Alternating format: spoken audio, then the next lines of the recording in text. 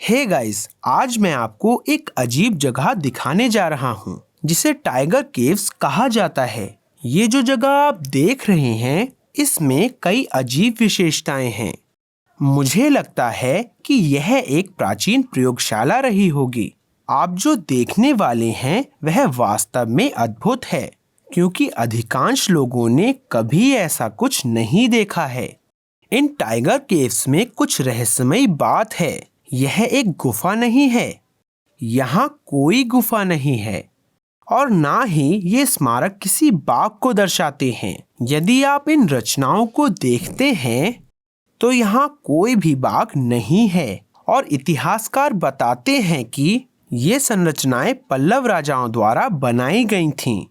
लेकिन पल्लव राजाओं ने कभी बाघों की नक्काशी नहीं की, क्योंकि यह उनकी प्रतिद्वंदी चोलों का प्रतीक है। तो इस संरचना का मूल क्या है? सामान्य तौर पर हिंदू मंदिरों और स्मारकों पर सूक्ष्म विशेष कारीगरी दूर से कम दिखाई देती है, और जैसे जैसे आप स्मारकों के पास पहुंचते हैं, आपको वहां की कारीगरी के और अधिक बारीक विवरण दिखने लगते हैं। लेकिन यह संरचना इसके पूर्णतः विपरीत है। जब आप इस संरचना के करीब होते हैं, आप यह नहीं बता सकते हैं कि यह क्या है। यदि आप इस संरचना को इतना पास से देखते हैं, तो आप यह भी नहीं बता सकते कि वे क्या हैं। आप यह भी नहीं बता सकते कि क्या वे जानवर हैं। लेकिन आप जितना दूर जाएंगे, आपको उतनी साफ तस्वीर नजर आएगी। चलिए कोशिश करते हैं। देखिए कैसे कैमरा दूर और दूर बढ़ता है और कैसे चित्र और स्पष्ट होता जाता है। यही टाइगर केव्स की सुंदरता है। ऐसा माना जाता है कि टाइगर केव्स लगभग 1300 साल पहले बनाया गया था। लेकिन कुछ लोगों का मानना है कि ये इससे बहुत पहले, लगभग 10,000 साल पहले बनाया गया था। यह एक बहुत अजीब संरचना है। कई पुरातत्वविदों का मानना है कि यह मंदिर नहीं था, लेकिन कोई नहीं जानता कि इस संरचना को क्यों बनाया गया था।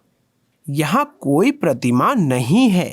यहाँ ऐसी कोई अन्य विशेषताएं भी नहीं हैं जो बताती हों कि यह संरचना क्या थी। लेकिन आप ये विभिन्न जानवर देख रहे हैं।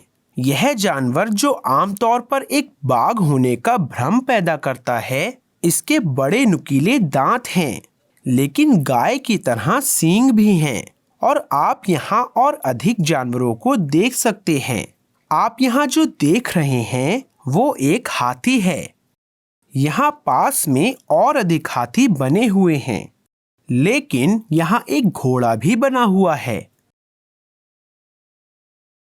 उन्होंने इस तरह से एक स्मारक का निर्माण क्यों किया जो अलग अलग जानवरों से भरा हुआ है? कोई नहीं जानता। जैसा कि आप देख सकते हैं, यह सिर्फ एक चट्टान है। यह एक विशाल चट्टान है। लेकिन आप जानते हैं कि प्राचीन निर्माणकर्ता इन चीजों को अद्भुत स्मारकों में परिवर्तित करने में सक्षम थे।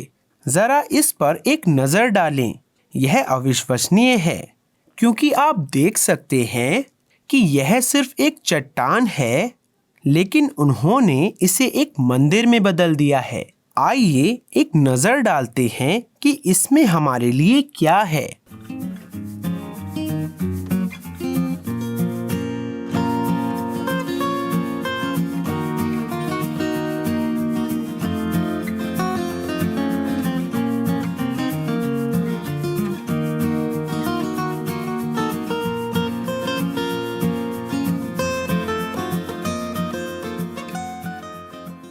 अब आप इस कक्ष के अंदर एक सबसे शानदार मशीन से बना लिंगम देख सकते हैं। यह उन सबसे जटिल संरचनाओं में से एक है जिन्हें प्राचीन काल में बनाया गया था। चलिए अंदर जाकर देखते हैं कि यह कैसा दिखता है। इस लिंगम की 16 सतहें हैं और सभी कोण पूरी तरह से सटीक बने हैं। पत्थर की एक चट्टान को लेकर उन्हें एकदम सही कोण के साथ उन्हें 16 बराबर पक्षों में बनाने की कल्पना कीजिए। आज आप सीएनसी मशीन और कंप्यूटर से संचालित औजारों को इस तरह की एक संरचना बनाने के लिए प्रयोग करेंगे, लेकिन यह अब से 1000 साल से भी पहले कैसे किया गया होगा? एक बेलनाकार संरचना जिसके 16 पक्ष हैं, मूल लिंगम है, लेकिन यह जिस आधार से जुड़ा हुआ है वह एक नई संरचना है जिसे पिछले 50 वर्षों में इसमें जोड़ा गया है। इसलिए यह आधार थोड़ा अलग दिखता है। यह एकदम सटीक नहीं है, लेकिन प्राचीन काल में इस क्षेत्र के सभी लिंगम बेलनाकार संरचनाएं ही थे। मैं आपको इसका एक उदाहरण दिखाता हूँ। यदि आप इस लिंगम पर एक नजर डालें तो आप जो देख रहे हैं वह कम से कम 1300 साल पहले बना एक मूल लिंगम है। देखिए कैसे यह इतना चिकना है। लेकिन सबसे महत्वपूर्ण बात यह है कि यह लिंगम आधुनिक काल के रॉकेट की तरह बेलनाकार संरचनाएं थीं। आप देख सकते हैं कुछ डिजाइन पहले से ही दिखाई देने लगे हैं, लेकिन यह लिंगम पूरा नहीं हुआ था। तो इस क्षेत्र के सभी लिंगम ऐसे दिखते थे। अब इस स्मारक को देखें। यदि आप इसकी संपूर्णता को देखें तो यह आश्चर्यजनक है, क्योंकि यह एक बड़ी चट्टान है और इसे एक विशाल मंदिर में परिवर्तित कर दिया गया है। आप इसमें कई प्रवेश द्वार देख सकते हैं। आप एक मुख्य कक्ष देख सकते हैं और यहाँ मुख्य कक्ष के दोनों ओर 2 संरक्षक द्वारपाल हैं और दूसरी ओर 2 और देवता हैं। सब कुछ यहाँ तक कि आधार भी एक ठोस चट्टान से बना है। मात्र पत्थर के लिंगम को ही अलग से इसके अंदर जोड़ा गया है। वे इसे कैसे बना पाए? वे एक ठोस चट्टान से मंदिर बनाने में कैसे सक्षम थे? बेशक पारंपरिक तर्क के अनुसार लोग छेनी और हथौड़े का प्रयोग कर रहे थे और फिर बूम बूम बूम कई वर्षों तक ऐसा करते रहे। लेकिन क्या यह संभव है या फिर इसमें कुछ अन्य तकनीक शामिल है? आइए एक नजर डालते हैं उस चट्टान पर, क्योंकि यह बहुत दिलचस्प है। जैसा कि आप देख सकते हैं यह एक बहुत ही अजीब चट्टान है। अब इसके साथ कुछ अजीब कहानियां जुड़ी हुई हैं। तो आप देख सकते हैं कि इस चट्टान में कुछ अजीब से छेद हैं जो कि इस पर बने हुए हैं। इस इलाके में इस चट्टान को मेलुकु परई के नाम से जाना जाता है, क्योंकि स्थानीय लोग दावा करते हैं कि प्राचीन शिल्पकार इस चट्टान को मोम की तरह पिघलाने में सक्षम थे। देखिए ये छेद कितने गहरे हैं। भूवैज्ञानिकों के पास इसके लिए कोई स्पष्टीकरण नहीं है और वे बस यही दावा करते हैं कि यह सब प्राकृतिक है। लेकिन ऐसा किसी भी आसपास की चट्टानों में नहीं दिखता है। वहाँ ऐसा कुछ नहीं है। क्यों? क्योंकि प्राचीन शिल्पकार किसी ऐसे उपकरण का प्रयोग कर रहे थे जो इन चट्टानों को पिघलाने में सक्षम था। क्या यह संभव है कि आप इस चट्टान के बगल में जो बड़ा स्मारक देख रहे हैं वह चट्टान को पिघलाने की तकनीक का प्रयोग करके बनाया गया था? यह एक अजीब चट्टान है जिसे मेलुकु परई के नाम से जाना जाता है। लेकिन ऐसा नहीं है कि यह प्राचीन पिघलाने की तकनीक या गर्म उपकरणों की उपस्थिति का एकमात्र सबूत है। यहाँ एक और विचित्र मूर्ति है। यह हिंदू धर्म का एक बैल है जिसे नंदी कहा जाता है।